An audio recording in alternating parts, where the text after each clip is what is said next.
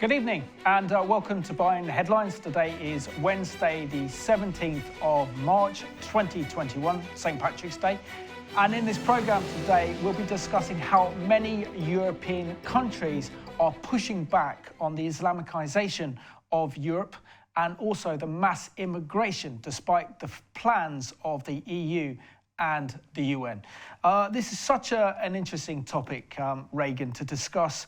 But what we're seeing really in Europe now is that many European countries are starting to push back on this Islamization that's gone on within their societies due to mass Islamic migration into Europe. And this problem of Europe's idea of having the EU without borders, the Schengen borders, that everyone has that freedom of movement, and that the whole of Europe can integrate different religions, different ethnicities, different faiths, and have a new Europe and a new identity based on multiculturalism and abandoning our Judeo-Christian heritage. And I think when we look at the results, it looks like it's been a failure. Yeah, if we go back even to 2015, we can see a mass amount of migration that was happening. There were loads of news stories that were coming out on almost, it felt like, daily basis across Europe, where there was unrest. There were large groups of people who were causing great disruption in the cities, not taking care of the cities. There were fights, there were riots, there were increases in crime as well. Some very, very severe and troubling patterns of behavior. Of course, that was related, unrelated. The debate needs to be had, can be had. 2016 and 2017 were horrible years for terror activities taking place across Europe. And so we have to recognize that it's really no surprise that when it comes to referendums, when it comes to these matters being brought to the public is pushing back against this multicultural agenda that says, no, this is an equally valid lifestyle, an equally valid belief system, equally valid. I mean, multiculturalism is not about multi-ethnic, it's not about people from different places. It's about the cultural ideology. That's what multiculturalism is. And so as Christians, we have to look at this and say, well, no, we're not for multiculturalism, because we truly believe there's only one ideology that's good, right, and true. And as you said, that's that Judeo-Christian framework that we have. Oh, absolutely.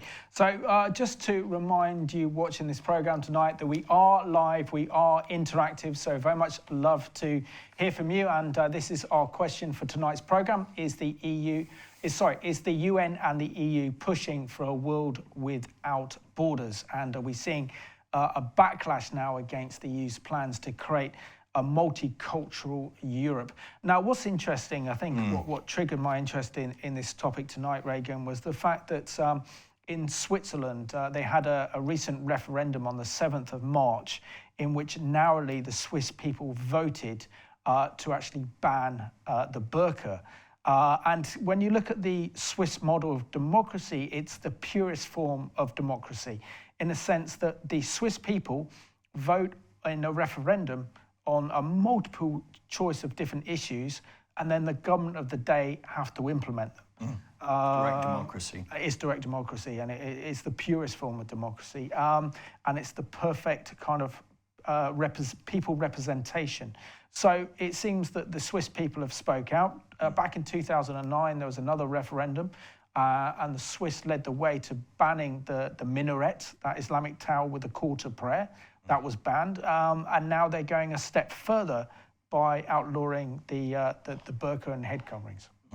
So a few things that might stand out, some areas that some people might look at and say, okay, are we really for that? Is this an area of concern? So remember that the burqa and the affiliated Saudi Arabian version of the burqa, the niqab, is a full face covering. It's not just the hijab, which leaves the face, it's the full face covering. In some places you have a sort of rectangle shape around the eyes. In many places you literally have a full covering and it's just a mesh. This has been, there have been bans implemented in some area or in whole nations across 19 different places. There are 19 different countries that have a form of a burqa ban, including, and this may be of interest to some, Muslim majority countries. So there are certain restrictions on wearing of the burqa in Turkey, not a blanket ban as such, but there are heavy restrictions on when and where you can wear a burqa. Kosovo as well, Morocco, Algeria, Tunisia. So we have to take a step back and say, hold on, so why then are Muslim countries putting these restrictions and bans in on the burqa? The burqa, the niqab, is primarily something that's used in extreme fundamentalist Wahhabi circles of Islam. These are the circles of Islam that drive funding and that in the rhetoric fuel most of the terror activities that we see perpetrated by Sunni Islam around the world. So we have, even going back to 2007, if my memory serves me correctly, the failed London bombings that were attempted only days after the successful ones on 7th of July 2005, I believe the 20th of July. One of the perpetrators tried to flee, dressed in a burqa. I could go and talk about stories about that being involved in that. I had the yeah, that's for another story. I've been involved in a media crew, and when that all kicked off and stuff as well, stuck on the train only about 4 stops away from the London bombings back in 2005. Pat Robinson interviewed me that day as well. That was a crazy day, 7/7. But also the other attempted attack as well that took place 10 days later. I was with an American crew. I was actually with a good friend of mine, Eric Steckelbeck, and he was doing a documentary and setting up interviews in London, what was going on. So, yeah, know that time very, very well. And then when they discovered where the Al-Qaeda terrorists were, I was working in a music studio at the time, and it was right outside. So I ended up doing loads of interviews. So that was a very memorable day. But back on to this subject, I mean, I've also visited Molenbeek in Belgium, and that is probably one of the that is considered the jihadi capital of Western Europe, and you constantly see people wearing the burqa. So let's have a look now at this excellent CBN report put together by Dale Hurd. It's a couple of years old, but the issues he touches on are extremely relevant to tonight's program. Almost half of Germans now want Chancellor Angela Merkel to resign. Her coalition government could collapse if she doesn't get the right EU agreement restricting the number of migrants entering Germany. President Trump tweeted that the people of Germany are turning against their leadership over migration. Trump was mocked for also tweeting that Germany's crime rate is up, although official figures show it's at a 30-year low. But violent crime in Germany is up, and it's because of migrants. 1,000 Europeans have now been injured or killed in terrorist attacks involving migrants since 2014. And Germany has been targeted with terror plots more than any other European nation, by a wide margin. The rebellion against the European Union's migrant policy has now spread to Italy. Italy's new interior minister says, if someone in Europe thinks that Italy should continue to be a landing point and a refugee camp, they are mistaken. 4 of the immigration rebels, the Czech Republic, Slovakia, Hungary, and Poland, refused to participate in the EU summit on migration. The rebellion has also spread to the grassroots in Sweden, where one poll shows the anti-immigration Sweden Democrats with a clear lead heading towards September elections, with some asking if Sweden is about to have its Trump moment. Sweden's refugee policy has imported crime, terrorism, and a lot of refugees that experts say are uneducated and unemployable. Swedish security expert Magnus Norell. If you live in Stockholm, in certain areas of Stockholm, you never see this. You don't have to see this. But in smaller communities, in smaller cities, you can't avoid it. And that there is where the change will come. And change is coming to a number of nations in Europe. Dale Hurd, CBN News. We are live and interactive this evening. Please do send your thoughts, your text messages, your emails in this evening so we can respond to those. Paul says, multiculturalism all sounds very lovely, but in reality it seems to be at the expense of our own culture and values. Marion says, Dear Simon, love your discussions, many blessings to you both. And yes, we do mean borders, not borders. Colum says, great contact as always, but Regan is boring and dead wood, unfortunately. It's not very nice. So, I disagree. Oh my. I profoundly disagree with that. Anyway, Colum, I will take that on board, and maybe I'll get some guts as well, as you call me too. The Swiss. You're a pastor, you're a little bit more diplomatic than I am. I think that's the only difference. The referendum that we've been speaking of was approved on March the 7th by 51.2% of the vote. And the ban encompasses most face coverings. It's not only the burqa, but includes bandanas and masks used in violent protests, and this applies to public spaces, parks, restaurants, shops, and public transport. So it seems quite sensible. It seems like it's especially concerned with security, as the other countries that we mentioned a few moments ago, even the Islamic countries that are there, they have this ban in place because of security issues, security concerns. But they have 2 years. The Swiss government has 2 years before they implement this. So we may be have to implement it within 2 years, and they call it the agenda apartheid. The other situation we're seeing as well on the continent of Europe is Denmark. So we're just going to talk a little bit of time discussing using Denmark as a case study for stamping out on mass Islamic immigration into Denmark, but also for legislating against the rise of Islamism in their country. So what the Danish Parliament has done very recently is they've stopped foreign funding to mosques in Denmark, and these would include governments like Turkey, Qatar, and also Saudi Arabia, in fear that they are spreading their virulent ideology, Islamic ideology, which is contrary to the values of Denmark. Yeah, I think we can look at the Danish immigration minister's words and find them rather important. This is Matthias Tesfaye. I'm sure I've brutalized the pronunciation. I'm sorry to my Danish. The first name was good. Yeah, Matthias, Minister Matthias. He says, the fight against Islamism is about survival of the welfare state. Denmark must not adopt Islam. Islam must adopt Denmark. And the point he's making there is if you're going to find a home in this nation, you need to adopt this nation. This is your country. There are customs, there are rules, there are laws that we have that you must abide by. It's reasonable enough. It's fair enough. I mean, it's how healthy societies work.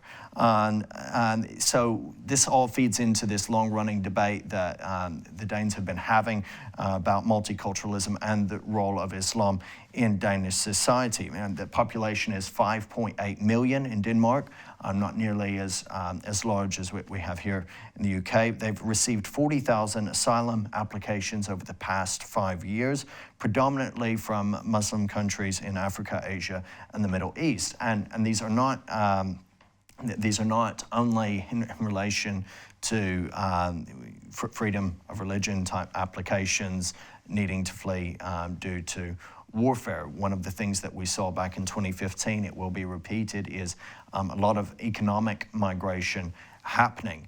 And we have to think deeply beyond the surface level and ask the question, is in mass migration, are open borders policies wise? Are they helpful? Are they good? Well, I think if you see the reaction of these European nations, I mean, including the likes of Austria and Bulgaria, Denmark included, France, Germany, Italy, Latvia, the Netherlands, Sweden have all banned the burqa, and many of these countries are also going through pretty much a political revolution within their own countries as they come to terms with the Islamicization within their societies. I mean, I'm going to give you two very important quotes. This is from the Danish Prime Minister, Mette Frederiksen, and she said, "We must be careful that not too many people come to our country, otherwise our social cohesion cannot exist."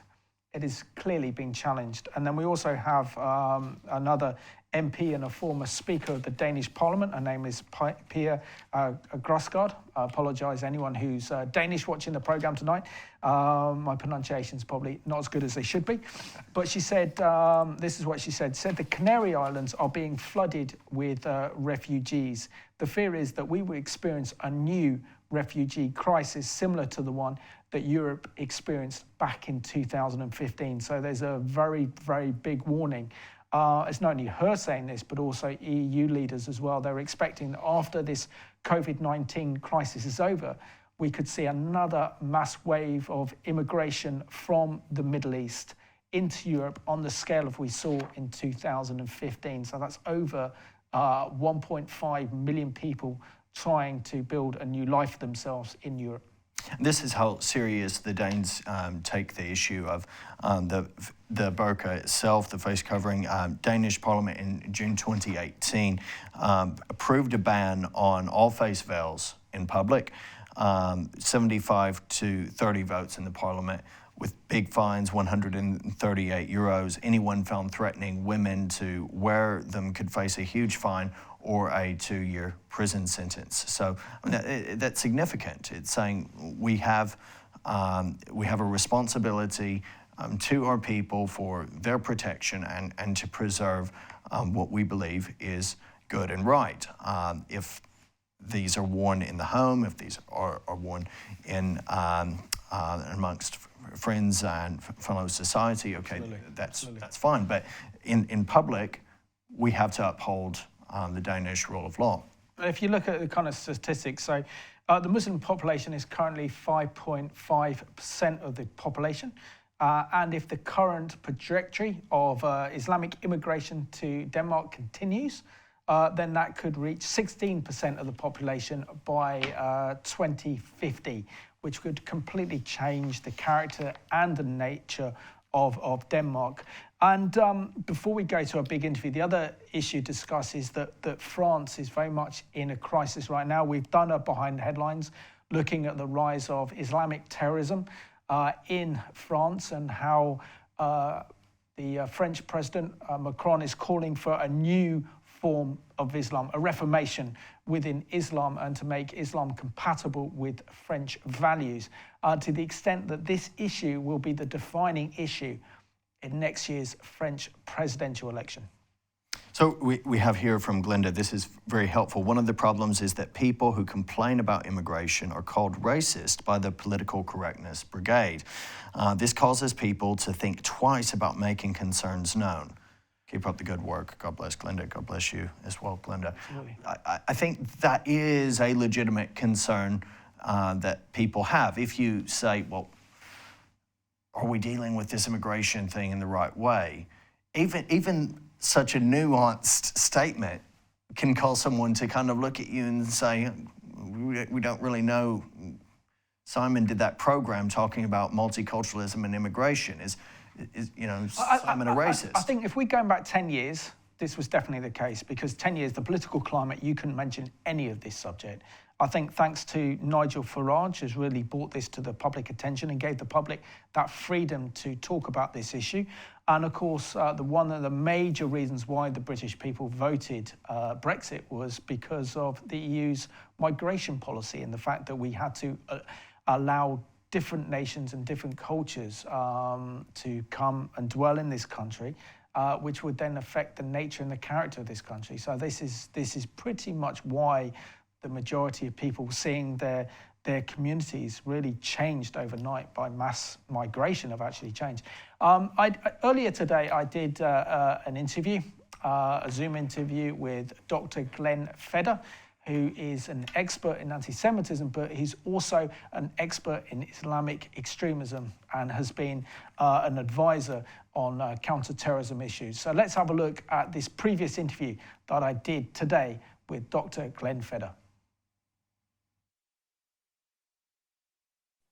Okay, testing 1, 2, 3. And we're now joined on Behind the Headlines by Dr. Glenn Fedder, who's an expert in anti-Semitism, but also Islamic extremism. Glenn, warm welcome to Behind the Headlines, particularly from where you are in New York. Now, you have quite a lot of experience in dealing with anti-Semitism, but also Islamic extremism. You've lived in France and also in other European countries. What is your assessment on the issue of the rise of Islamism across the continent of Europe? Yeah, well, thank you for having me, Simon. And as you know, I lived in France for around 15 years. And so I really saw how the country and Europe as a whole transformed from what it was 15 years ago to what it was today. And when I mean transform, I mean social, economic, political. There are many different types of transformations that took place. But in terms of the rise of Islamism in France, I lived through the Bataclan attacks, which were in central Paris. I lived through the Hyper Cacher attacks, which was actually my supermarket in the neighborhood where I lived, and Charlie Hebdo, and many other smaller attacks which didn't get the media attention. So I saw, unfortunately, the slow but steady downfall of France, along with other countries in Europe that were hit by cruel, murderous Islamist attacks. And what are your thoughts on the recent referendum that took place in Switzerland, where the Swiss people voted to actually ban the burqa as part of a prevention program to prevent the Islamization of Switzerland? Sure. So it was a narrow referendum. It was 51 to 49, I believe. So it narrowly passed, which is revealing. It shows that there is some disagreement or polarization in Switzerland on this issue. But they basically join Austria, France, Belgium, Denmark, Germany now in banning the burqa. Concretely, no one wears the burqa in Switzerland, according to the statistics. Around 30 or so women wear the niqab, and of course, there are tourists coming from the Gulf and other parts of the world that might choose to wear that, and certainly they won't be able to do that anymore. So I think it's more of a symbolic move, and it's preparing for what we're going to discuss, which is most probably another wave of immigrants, some of whom are going to be Islamists. And I think Switzerland and Denmark and France and many other countries are on the forefront of this wave, are preparing through legislation. And what is it about the actual burqa itself that creates such outpouring of emotions, either for it or against it? And why do so many Westerners see this as an oppressive symbol, something that kind of represents the kind of backwardness of the kind of Middle Ages and that import of Islamic extremist values to the West?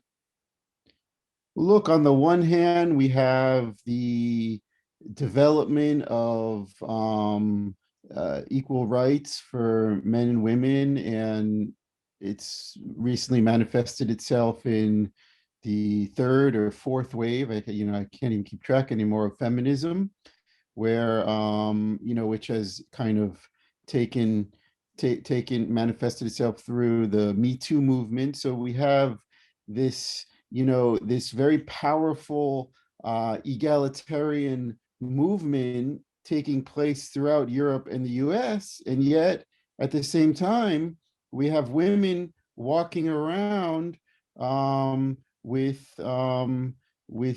clothing that hides their face, hides their entire body, and which we know is part of the very oppressive rules and regulations that are part of the more radical forms of Islam, which oppress women. So this is completely hypocritical. We cannot have a society which is pushing for equal rights between men and women and then give a pass to these types of practices, which, by the way, it doesn't really matter whether they're cultural, religious, or social practices. At the end of the day, when women are being oppressed for whatever reason, they have to be liberated, and this is something that that is, I don't look at it as an anti-Islam measure. I look at it as a pro egalitarian measure. We also see that next year is the French presidential election, and it seems that one of the biggest issues in this election is going to be on mass immigration into France. And the failure of Islamic immigrants into France to actually fully integrate into French society, which could become the defining issue in this election, which also could see the far right in Marine Le Pen win the French presidency. So how precarious is the situation in France regarding Islamic extremism?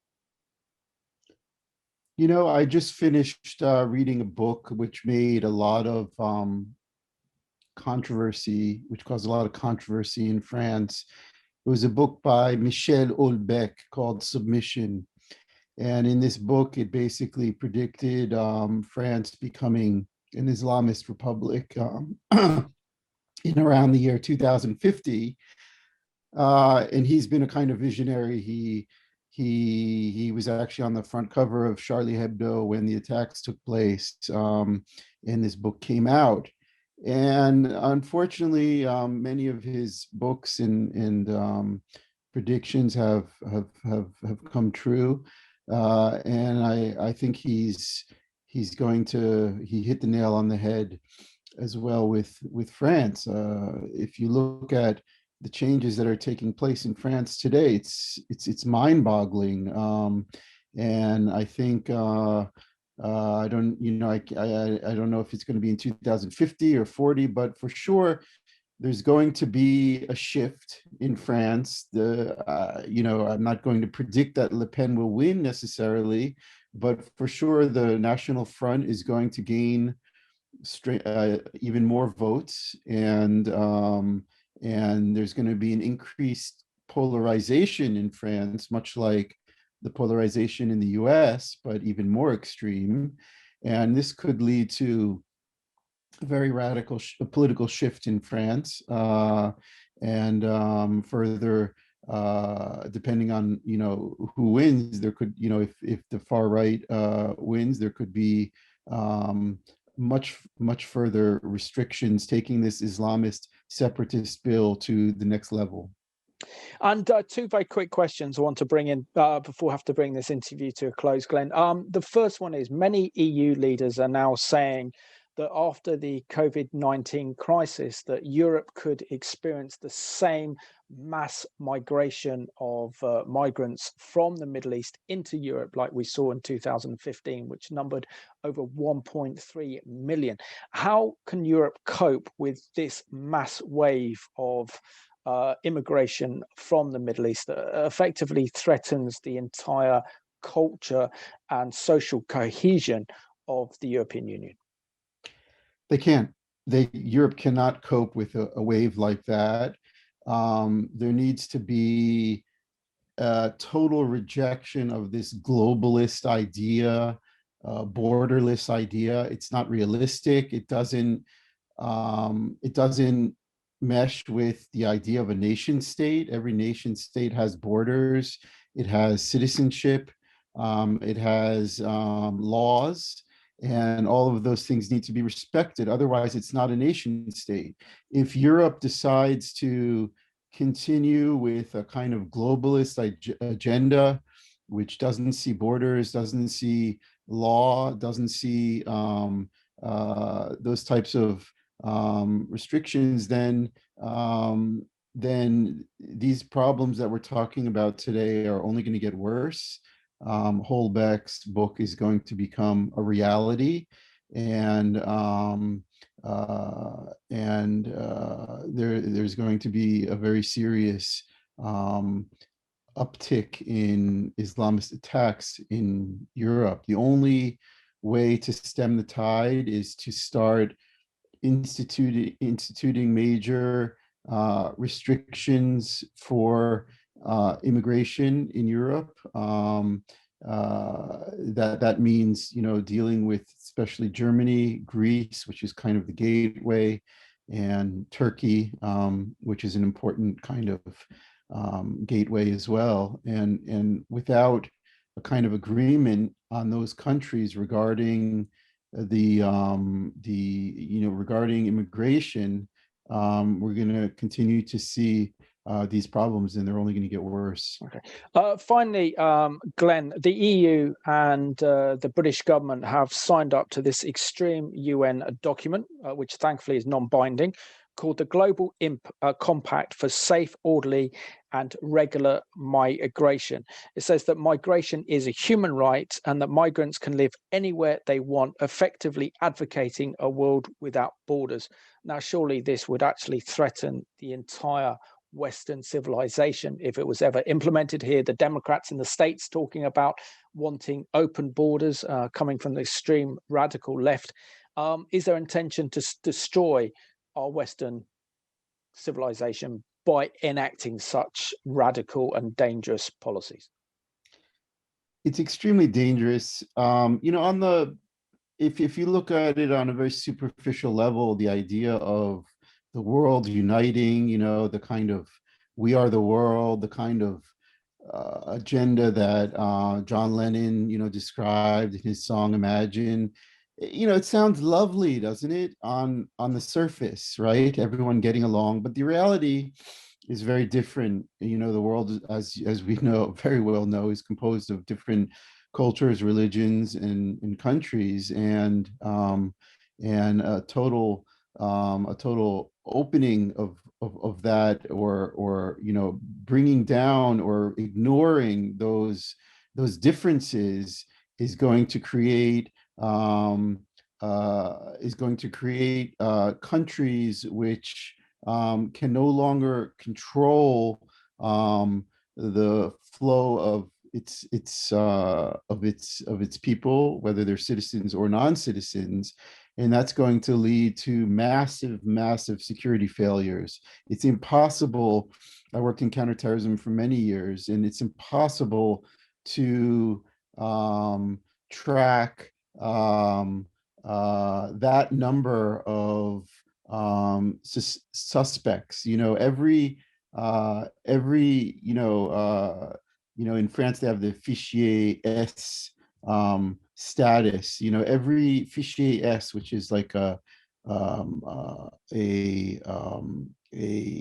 someone who's at risk, requires between 20 and 25 agents to monitor them. So if you've got tens of thousands of fichier S in Europe, or the equivalent in the US, it will simply be impossible to monitor, and that will lead to widespread violence and collapse, social, political, and economic collapse. Glenn, I want to thank you so much for taking time out of your busy schedule to be with me today in this very important interview. So thank you for the excellent interview, and thank you for the incredible work you do in highlighting the rise of Jew hatred around the world. Thank you, Simon, and keep up the great work as well.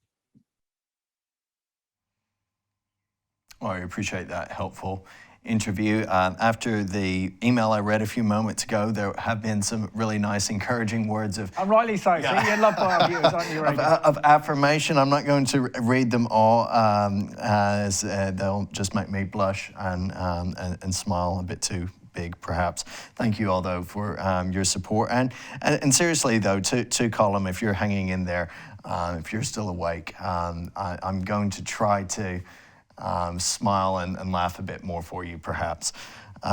We do have some really helpful interactions. Good points here. Good evening. We need borders. Also, a lot of migrants coming to Britain do not want to adopt our ways, unfortunately. That's Jeanette. Janet, not Jeanette, but Janet says, what do you think governments can do to stop the criminals who bring these immigrants in? Should the army be placed along borders instead of sitting in barracks? That's an interesting question. We might come to some solutions. Or you talk about border control, yeah, like force that would actually patrol the English Channel. And that Priti Patel was to implement that, but I don't think anything really has happened from that. So firstly, big fines have to be introduced and big prison sentence, and the incentive to risk people's lives by trying to build a better life themselves here in this country has to be dealt with at source. Needs greater cooperation on the French level as well. Anyone who, and also the process of this asylum application has to be speeded up. And for those, for example, that pose a dangerous threat to the UK should be taken back home. Andy, yeah, and Andy says it sounds politically correct to agree for immigrants to make the UK their home. Unfortunately, they want us to adopt their faiths and customs rather than the other way. It's like a guest coming into your home, and after a while, they start telling you that they don't like the way you run your household and start moving your furniture around to suit their taste. I have heard of similar. It's not how things should be done. It's certainly not the right way. Immigration is a good thing. It's a good thing whereby people have the ability to go and live in the States, work in the States, live here, who bring professional skills, who bring something to this country that we don't have. Absolutely. It improves the skill set of the nation. The problem is when you have a culture that is completely at odds with your own culture, then they become completely dependent upon the state. And then all of us are paying for that, and that becomes then a massive great drain on the state's resources, but also in fact it damages our democracy and our freedom because they have a total different ideology from one that we've grown up and know. And unfortunately, those in the civil service and others view everything through our prism of Christianity from the experience in this country, because now they become secular humanists. They don't think there's any harm with anyone else having a different religion than themselves. So they embrace it, but they don't realise the true teachings of that particular religion that we're talking about, which extreme elements within it are prepared to die for it. And that's something that they can't comprehend. So that's a big problem when actually formulating policies because we don't have that Judeo-Christian heritage anymore. There isn't that safety net in our society, in our nation anymore. Also what's important, as we showed earlier, that excellent CBN clip on Europe's new pact and migration asylum. So back in November 2018, the European Commission introduced a new package of proposals on migration and asylum, which posed a clash with nations from Central and Eastern Europe. So during the summer crisis of 2015, the EU agreed to allocate 160,000 migrants and refugees from camps in Italy, as well as Greece, and assigning a quota for each EU member state. And of course, Germany took in 1.3 million refugees. Those nations that stood against the EU's plans were Hungary, Poland, Czech Republic, refused to. So the European Commission in 2017 decided to start proceedings against these three EU member states through the Court of Justice of the European Union. And in April 2020, the court ruled that Poland, Hungary, and the Czech Republic had broken EU law by refusing to participate in the EU's relocation agreement. Looking at the figures, according to the EU's own statistics on migration to the continent of Europe has increased. So in 2019, 676,300 asylum seekers applied for international protection in the current 27 EU member states, and that is an increase by 11.2% in comparison to 2018. And these are the ones that applied, and there will be thousands and thousands that haven't. One of the issues, Simon, that is coming up in quite a few emails coming through is a recognition that this is not something that's against all immigration. You addressed that just a minute ago. There are concerns that many Muslims do not desire to submit to a law other than Sharia law. And this is something that, it's crucial to Islamic ideology. And it is often at odds with our own nations and other European nations, Judeo-Christian democratic frameworks. So what solutions are there as we think through this? Because we accept immigration can be a good thing, and immigration itself is a good thing. It's okay, healthy. To answer your question, let's look at the greatest nation on the world that has used this model, and that's the United States. The whole concept of the melting pot theory, in which America is a nation of immigrants. Yeah. Your nation. Give us your poor, give us your... Absolutely, and the Statue of Liberty represented that freedom of the nation, and when any new immigrant facing persecution or discrimination came into the port of New York would see the Statue of Liberty and understand what that represented. Now, as you know, as an American, first you're an American first. And second, your identity is you could be an Irish American, as it's St. Patrick's Day today, or an Italian American. That becomes second. But your first identity is to the Stars and Stripes. So therefore, that works because you have a rule of law, you have the country's identity, and saying you can come over here and you can prosper and you can do well, but these are our rules, these are our laws, and you abide with them and you adapt to our culture. And of course, what we're seeing really with many, particularly coming from the Middle East, is a huge clash in cultures. That they don't want to submit and have their own culture, want their own rules. They want to govern their own areas, and effectively means that we have the introduction of Sharia law. We have the introduction of practices which are pretty much abhorrent in comparison to kind of Western society. We're talking about kind of women's rights being eroded, and everything else that's imported from that. So, this is something that we have to, as a nation, have to grasp and actually confront and tackle. Because if you bring in hundreds of thousands of people, for example, from the Middle East, growing up in a culture of hatred with anti-Semitism, in an Islamic environment, and then come here and say, right, come live here, we'll give you housing and we'll give you benefits all on the kind of state, then there's no concept of having to work or to say, look, you can come here, you have incredible freedoms in this country, and we have freedom of religion, so you can choose what religion you want to follow or support. But if you try then enforcing your views, your values on us, then that ultimately changed the whole dynamics of our culture and our nation. So one point that Anita raises here, and I've seen this as well. I've lived in North London, in a very densely populated area of Tottenham, with a lot of different Islamic groups present.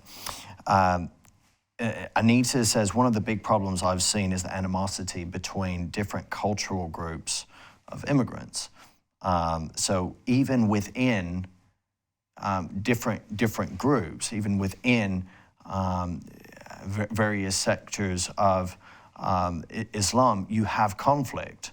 And it's like we're going to flee the war in this nation, which is fully acceptable. It's fully that individual's right to seek asylum, if indeed that's what's happening in some cases. But then you bring it to these shores. You bring it to Sunni Shia conflict. our is city. one, yeah. Exactly, the Sunni Shia And conflict. then other ethnic minorities here that cause a clash as well with them. I mean, if you take, for example, the Indian community come here, very industrious, very hardworking, just want to build a better life for themselves. You've seen how successful they are with Priti Patel as the Home Secretary and Rishi Sunak as the Chancellor. You know, and they've fully integrated into kind of British society and British life because they value it. Taking the laws, obeying the laws, exactly. respecting them as valid for and they everyone. flourish, but they also have problems with the Islamic community, with sections within the Islamic community. I'm not saying all the Islamic community, because that's not a fair representation, but certainly those extremist elements that refuse to abide by British values and abide by British laws, and this is why we've had problems. But I think the most important thing I want to discuss with less than 10 minutes left of the programme is that the United Nations have introduced a resolution in which they want the nations of the world to sign up to. And this is called the United Nations Global Compact for Safety, Orderly and Regular Migration, i.e. a world without borders.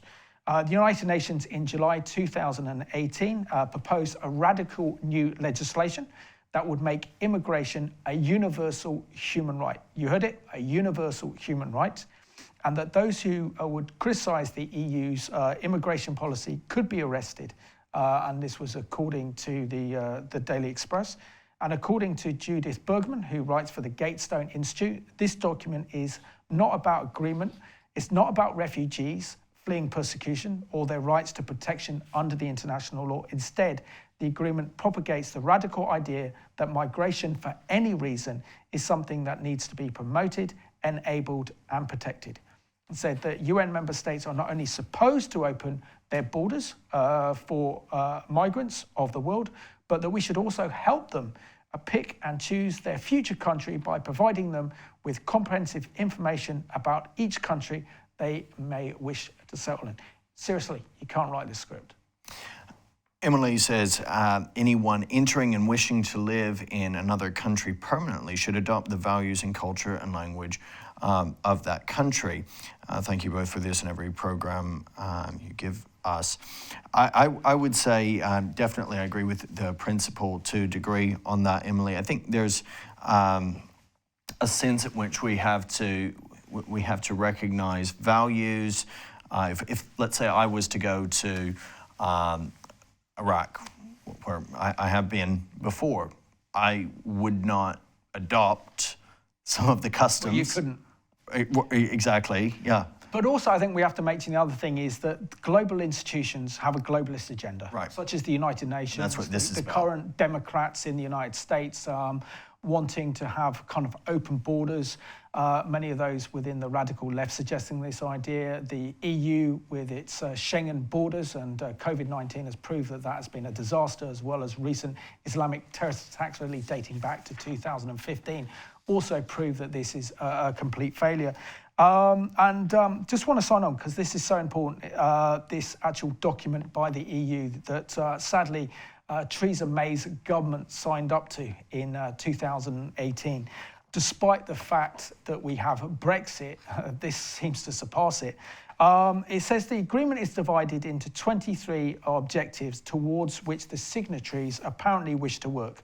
Objective number 3, for instance, envisions the promotion of enabling migration through several means. To launch, and this is actually quoted from the document itself, launch and publicise a centralised and public accessible national website to make information available on regular migration options such as country-specific immigration laws and policies, visa requirements, application formalities, fees and conversion criteria, employment, permits required, professional qualifications requirements, credential assessments and equivalencies, training and study options, and cost of living and conditions in order to inform the decisions of the migrants. And there's more. Once migrants have arrived at their chosen destination, the signatory countries commit to provide newly arrived migrants with targeted, gender-responsive, child-sensitive, accessible and comprehensive information and legal guidance on their rights and obligations, including on compliance with national and local laws, obtaining of work and resident permits, status adjustments, registration with authorities, access to justice to file complaints about rights violations, as well as on access to basic services. There have been UN member states that have rejected this proposal, and these include the United States, while under President Trump, Austria, Australia, Croatia, Hungary, Czech Republic, Poland, Italy, Israel, Slovakia, and Switzerland, which is the nation that we began our program discussing this evening. MEP Marcel de Graaf announced it is declaring migration as a human right, so it will in effect become impossible to criticize Ms. Merkel's welcome migrants politics without being at risk of being jailed for hate speech. But it has been pointed out that accepting the principles could technically see EU citizens in court for criticizing migration between EU member states. Crazy, but we realise that this is a modern-day Tara Bale. And what we're seeing here is these global institutions such as the UN and the EU wanting to implement a world without borders in order to bring about world government. So literally what we see here before our eyes is the fulfillment of biblical prophecy, and again showing how the infrastructure for the Antichrist is already being built. And to see the consequences of nations without borders goes against God's very plans, because back in Acts 17 verse 26 it says, he made from one man every nation of mankind to live on all the face of the earth, having determined their appointed times and the boundaries of their habitation. One thing that we should remember as Christians who live in a complicated world filled with conflict and filled with disturbances such as this, some of which we may feel rather powerless to hold at bay, is that we can welcome and we can see these obstacles and these challenges as opportunities for testimony. We continue to be faithful to proclaim the gospel. We continue to hold out the only way of salvation that is in Jesus Christ, that exclusive way that's found through faith and trust in Him. We continue to live according to God's word, not in fear, not in caving in, but alive with the power of His Holy Spirit and grace, and He will use that in power. We were made to be different. We are to value and respect and love every individual who we know has been made in the image of God. We are not to demean or diminish the value of any individual regardless of their ethnicity, culture, or religion. However, we must be faithful to acknowledge that there is one way that is right to God, that is Jesus Christ.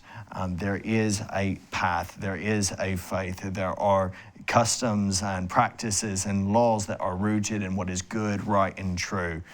Righteousness exalts a nation, sin is a reproach to any people. And we can, as Christians, view immigration through that lens. No, absolutely. And I think it's very important that we discuss these very important issues, because what essentially we're seeing is a backlash against the EU's mass migration policies, particularly those coming from the Middle East into Europe, as European nations grapple with this challenge, as it becomes a fundamental, has a fundamental impact upon their own cultures and their own national identities, which actually threatens their very existence as a nation. So I want to thank you for watching tonight's Behind the Headlines. Let's remember that Jesus is the ark, and there is safety when we're in the ark and with Him. And that is the place that all of us need to be as we see end times events unfold before our very eyes. So I want to thank you for watching tonight's Behind the Headlines.